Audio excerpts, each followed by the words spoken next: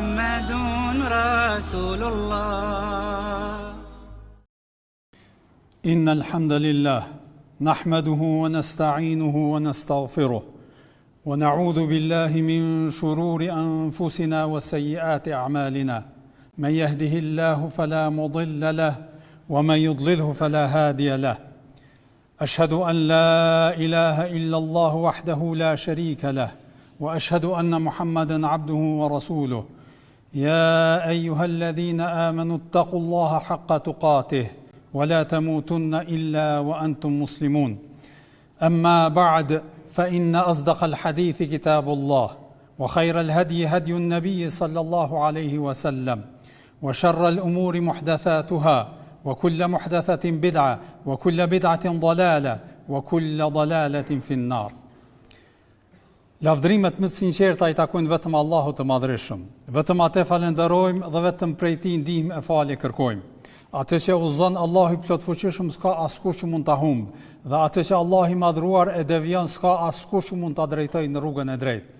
Dëshmoj e deklaroj se nuk ka asnjë Zot që meriton të adhurohet me të drejtë, përveç Allahut, I cili është një I vetëm, nuk ka shok. Dhe dëshmoj e deklaroj se Muhamedi sallallahu alaihi wasallam ishte I dërguar I Tij I fundit, I cili na përcolli këtë shpallje, Kur'anin famlar.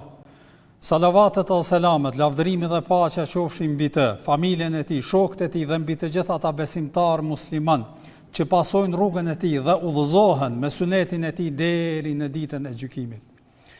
Të nderuar vëllezër besimtar, I dërguar I ynë Muhamedi sallallahu alaihi wasallam edukonte umetin e tij me vlerat më të larta të moralit dhe të mirësjelljes. I mësonte ata për veprat të cilat I bën ata dobiprurës dhe I bën ata solidar në shoqërinë e tyre. Kështu që kjo shoqëri muslimane të jetë sa më bashkëpunuese në mes veti dhe sa më solidare. Tutje do ta përmendim një hadith të pejgamberit sallallahu alaihi wasallam, I cili megjithse është I shkurtër në shprehje, në vete bart shumë domethënie, bart shumë kuptime, të cilat janë të dobishme për neve si musliman t'i kuptojmë ato dhe t'i zbatojmë, për shkak se na mësojnë neve se si të bëhemi më të mirë dhe si të bëhemi më pozitiv dhe dobiprurës në shoqërinë në të cilën jetojmë. Fjala është për një hadith të pejgamberit sallallahu alaihi wasallam, të cilën e përcjell apo e shënon Ebu Davudi, Tirmidhiu dhe shumë koleksionues tjerë të haditheve, dhe e cilëson të sakt Sheikh Albani në studimet e tij. Hadithi është kështu: Eyyuhan nas, thot pejgamberi sallallahu alaihi wasallam kështu: Eyyuhan nas, afshu salam, wasilu al-arham, wa at'imu at-ta'am, wa sallu bil-lejli wan-nasu niyam, tadkhulu al-jannata bisalam. Përkthimi, thot pejgamberi sallallahu alaihi wasallam në këtë hadith: o ju njerëz, o njerëz, përhapeni selamin, mbani lidhjet farefisnore, japni ushqim atyre që kanë nevojë, faluni natën kur njerëzit flajnë, do të futeni në xhennet të shpëtuar, në paqë. Pra ky është hadithi të cilën e kam përzgjedhur sot me lejen e Allahut ta shpjegojmë edhe të meditojmë rreth tij në përgjithësi. Të nderuar vëllezër, para se me I shpjegu këto 4 porosi me të cilat na porosit dhe na këshillon pejgamberi jon Muhamedi sallallahu alaihi wasallam, ky hadith e ka një ngjarje të cilën dua t'ua përcjell juve, për arsye se transmetuesi sahabiu I cili e përcjell këtë hadith nga pejgamberi sallallahu alaihi wasallam ka qenë Abdullah ibn Salam. Abdullah ibn Salami ka qenë hebre prej banorëve të Medinës. Edhe ky tregon, thot, kur para se me pranu Islamin, po e tregon këtë ngjarje me të cilën është ballavaçu për herë të parë me pejgamberin sallallahu alaihi wasallam. Po thot Abdullah ibn Salami, thot, kur erdhi Muhamedi sallallahu alaihi wasallam në Medinë, kur migroi në Medinë I dërguari I Allahut, lavdërimi dhe paqja qofshin mbi të, shkuan të gjithë njerëzit me e taku dhe me pa kush o ky njeri. Edhe ata që e kishin besu, po edhe ata të cilët ende nuk e besonin, nuk kishin pranu se është pejgamber i Zotit. Për arsye se në fillim kur pejgamberi, lavdërimi dhe paqja qofshin mbi të, migroi në Medinë, një numër i vogël i medinasve e kishin pranu islamin dhe e kishin pasu Muhamedin, lavdërimi dhe paqja qofshin mbi të. Pra, thot Abdullah ibn Selami, thot edhe unë dola së bashku me njerëzit, me pa se kush o ky njeri që po i thot vetit se është pejgamber. Thot, shkova me grumbullin edhe kur ju afrova ndajes vendit ku qëndronte pejgamberi, lavdërimi dhe paqja qofshin mbi të, dhe thot e pash në fytyrë, thash me vetvete, për Zotin ky njeri nuk e ka fytyrën e një gënjeshtari, nuk e ka fytyrën e një personi që po i mashtron njerëzit. Pra, ballafaqimi i parë ishte që e pa në fytyrën e tij sinqeritetin e Muhamedit, lavdërimi dhe paqja qofshin mbi të.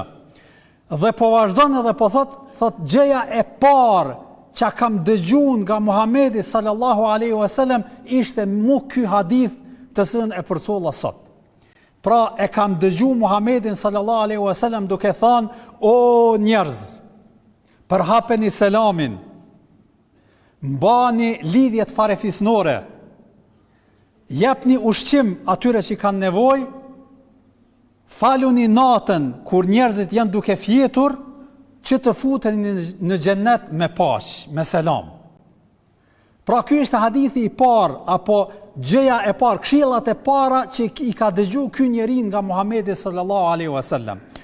Jo që në ato momente e kishte pranu islamin, pra arsye se për pranimin e islamit të tij, pra të Abdullah ibn Selamit, është një ngjarje tjetër të cilën nuk do të ndalem, po du me e përmend, apo e përmenda këtë ngjarje me e kuptu se porosit dhe Muhamedi sallallahu alaihi wasallam në çdo moment, në çdo rrethon, apo prej momentit të parë kur i ka këshilluar njerëzit. Pra këto katër këshilla kanë qenë për atyre gjërave më të para me të cilat i ka këshilluar njerëzit dhe i ka udhëzuar që të punojnë sipas tyre nëse dojnë me arrit shpërblimin e xhenetit. Prandaj vërtet vëllezër të nderuar, janë katër këshilla të lehta për secilin prej neve me i zbatu. Pra nuk është ndonjë vështirësi e madhe asnjëra prej tyre. Pra dhe në anën tjetër po na tregon Muhamedi sallallahu alaihi wasallam se nëse jemi nga ata të cilët i zbatojnë këto këshilla dhe këto udhëzime dhe këto mësime, atëherë arrim kënaqësinë e Zotit Madhërisëm, edhe këto gjëra bëhen sebeb me arrit edhe me kom prej xhenetlive.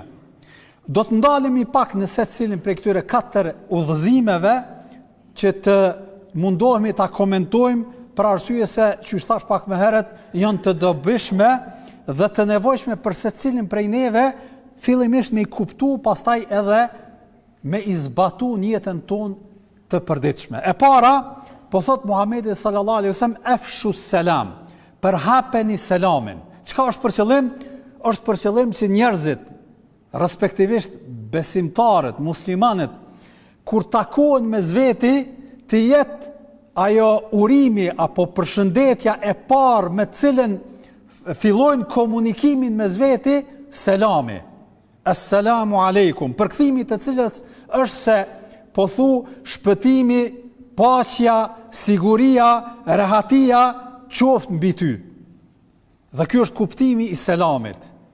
Dhe po e shohim që në të njëjtin kohë krahas që është përshëndetje, në fakt është edhe urim, edhe lutje për atë personin me cilën po takohesh. Prandaj dhënia e selamit në vetvete është ritual, është adhurim, është ibadet i cili, pra të cilën na e ka mësuar edhe Allahu i Madhërisëm në Kur'anin famlar.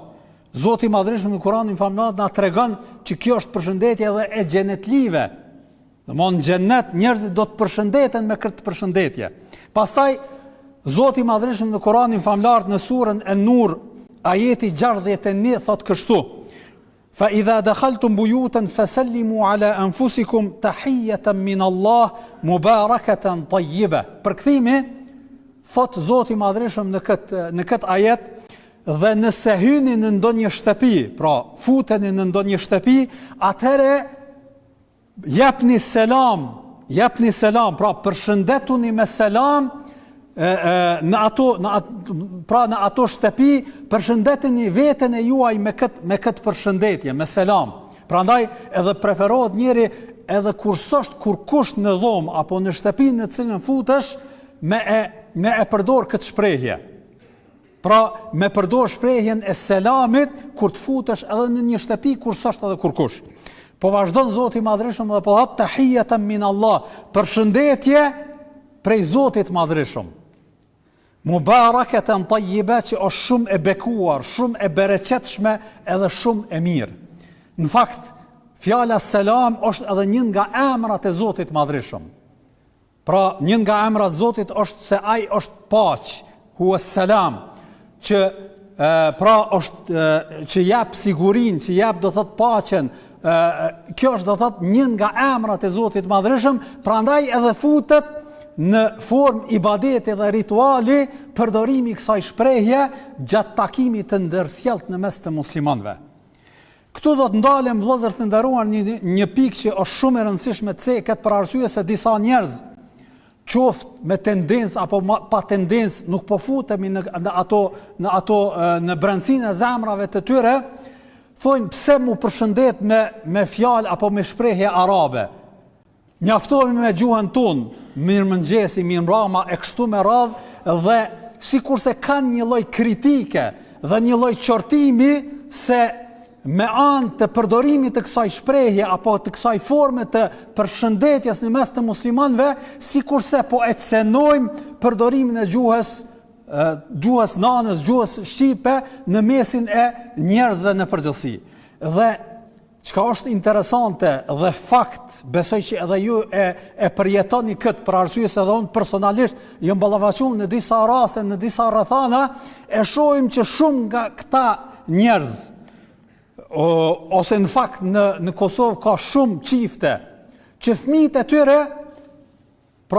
e tyre ma shumë edhe ma mirë dinë gjuhën angleze se sa gjuhën shqipe. Madje fatkeqësisht ka prej prindërve që me fëmijët e tyre komunikojnë në anglisht dhe e shpërfillin gjuhën amtare, gjuhën e nënës së tyre. Dhe kjo është një fakt, dhe kjo është një realitet, dhe tendenca e tyre është që na po ja mësojmë gjuhën angleze për arsye se gjuhë e shkencës, ai ka me kry shkollën në këtë gjuhë ose bëhet më i aftë e kështu me radhë, dhe në anën tjetër e shohim një shpërfillje të gjuhës amtare, gjuhës nanës në përgjithësi. Unë nuk po them që nuk duhet mësuar gjuha e huaj, madje në të kalumen kam lexuar dikun se vërtet fëmia që nga fillimi kur të fillon me komuniku e ka aftësinë që me e mësu në të njëjtin kohë 5 gjuhë. Pra nuk është problem pse fëmia domon në të njëjtin kohë e mëson gjuhën shqipe dhe krahas gjuhës shqipe edhe ndonjë gjuhë tjetër. Dytësora apo gjuhë tretë e kështu me radhë. Pra nuk është problemi në këtë, por problemi është dhënia përparësi gjuhës së huaj edhe neglizhimi gjuhës amtare dhe përparësia kësaj, pra e bën që vërtet të cenohet edhe shumë prej fëmijëve pastaj kur të rriten dhe kur të kalojnë moshat më të vëndshme që me pas probleme të komunikojnë në gjuhën e nanës së tyre. Kjo është problematike. E fatkeqësisht shumë prej atyre njerëzve të cilët kërkojnë që me largu selamin në komunikimet në mes të besimtarëve në përgjithësi e praktikojnë këtë. Pra tek fëmijët e tyre nuk janë të kujdesshëm që m'ia mësu gjuhën e pastër, gjuhën e nanës.